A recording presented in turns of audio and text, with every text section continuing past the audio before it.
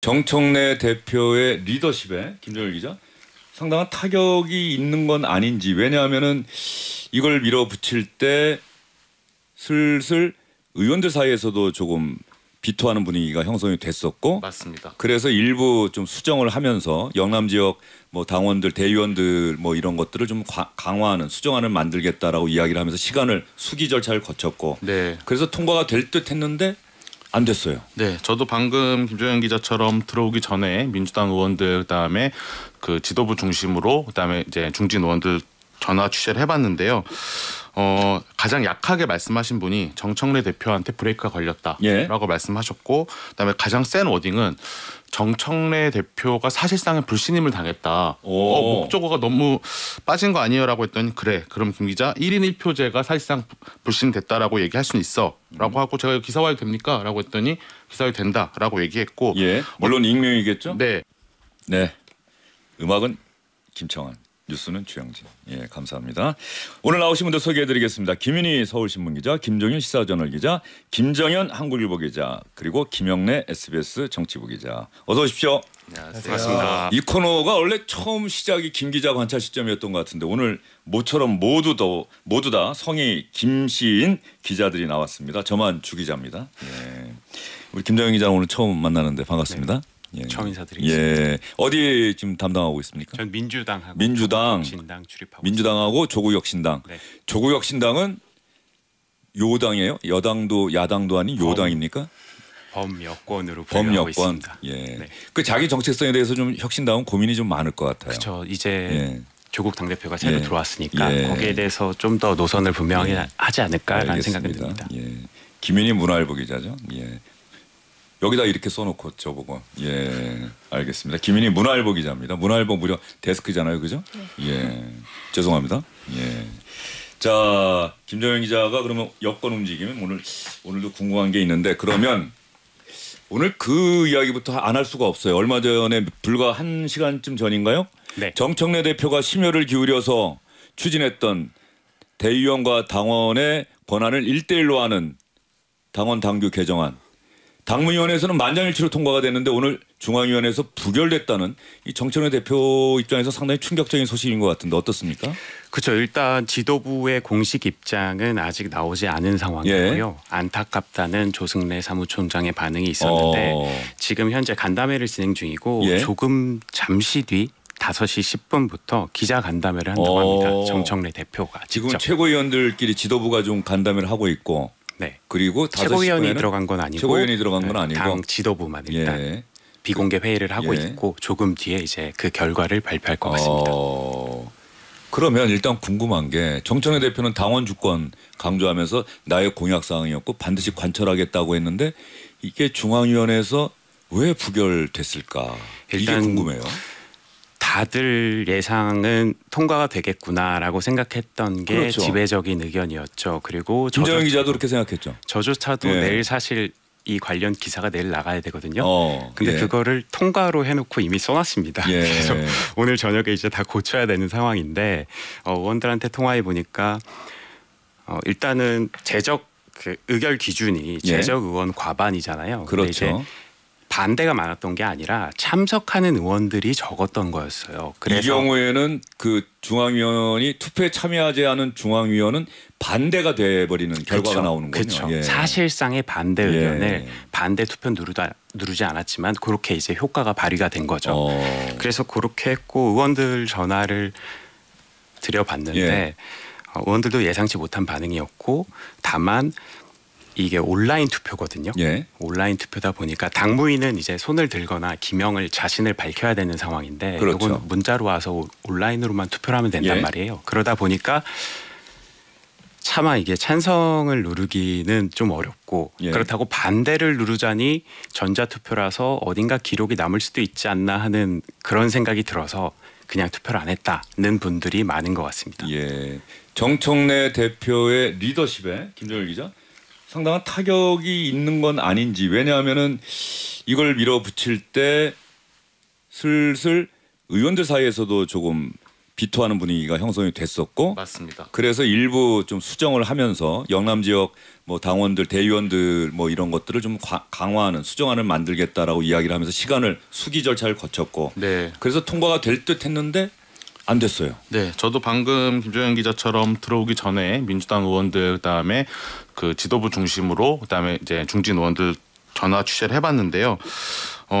가장 약하게 말씀하신 분이 정청래 대표한테 브레이크가 걸렸다라고 예. 말씀하셨고, 그다음에 가장 센 워딩은 정청래 대표가 사실상의 불신임을 당했다. 목적어가 너무 빠진 거 아니에요라고 했더니 그래. 그럼 김 기자 1인 1표제가 사실상 불신됐다라고 얘기할 수는 있어라고 하고 제가 기사화해도 됩니까?라고 했더니 기사화 된다라고 얘기했고, 예, 물론 익명이겠죠. 네, 예. 어떤 면에서 그렇습니까?라고 했더니 당원들의 세 가지 총의가 드러났다라고 봐야 된다라는 거예요. 그래서 첫 번째는 정청래 1인을 위한 룰 개정은 안 된다라는 거가 하나였고요. 두 번째는 명청 갈등 전면전이 벌써 일어나서는 안 된다라는 당원들의 총의가 드러났고, 또 그 의원들 얘기가 참 재밌었는데 아직 민주당은 정청래 대표의 당이다라고 할 수 없다. 예. 그러니까 여전히 이재명 대통령이 민주당을 이끌어야 되고 그러니까 정부 여당을 이끄는 얼굴은 이재명 대통령이어야지 정청래 대표여서 안 된다라는 당원들의 총의가 드러났다. 예. 이렇게 해석하더라고요. 제가 이 중앙위원회 투표 결과를 발표하는 장면을 실시간으로 봤는데 이 발표하는 송옥주 중앙위원회 부의장조차 좀 당황스러웠는지 결과를 예상하지 못했는지 약간 말이 엉키는 듯한 모습이 있었는데 송옥주 민주당 중앙위 부의장의 발표 장면 이야기 한번 들어보시죠. 예, 방금 전에 개표가 마무리가 됐습니다. 결과를 발표하겠습니다. 제3차 중앙위원회의에는 중앙위원 총 596명 중 373명 62.58%의 중앙위원께서 투표에 참여해 주셨습니다. 제1호안건 개표 결과를 발표하겠습니다. 의결안건 제1호 투표 결과 중앙위원 총 593명 중 373명이 투표에 참여하셔서 찬성 297명, 79.62%가 찬성을 하셨고요. 반대는 76명, 20.38%, 제적 중앙위원 과반 이상이 찬성하셨기 때문에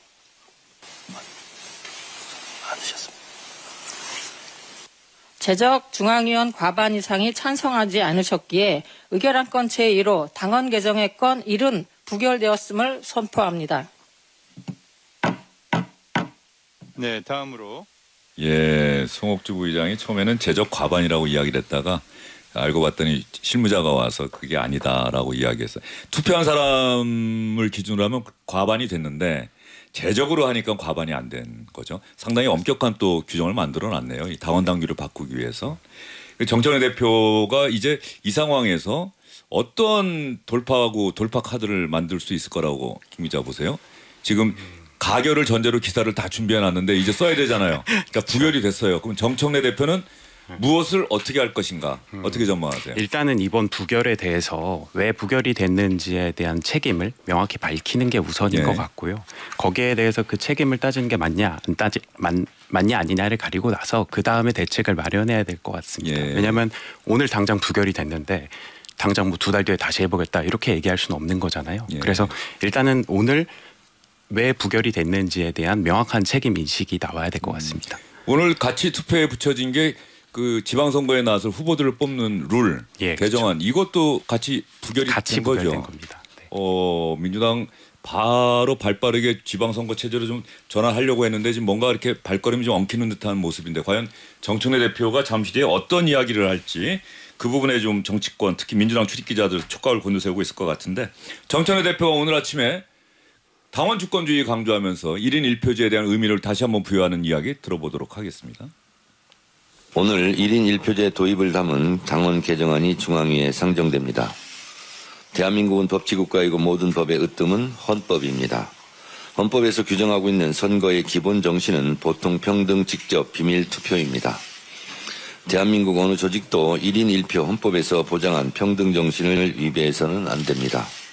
평등 선거라는 헌법적 원리를 당내에서 철저히 구현해야 당원 주권 정당으로 나갈 수 있습니다.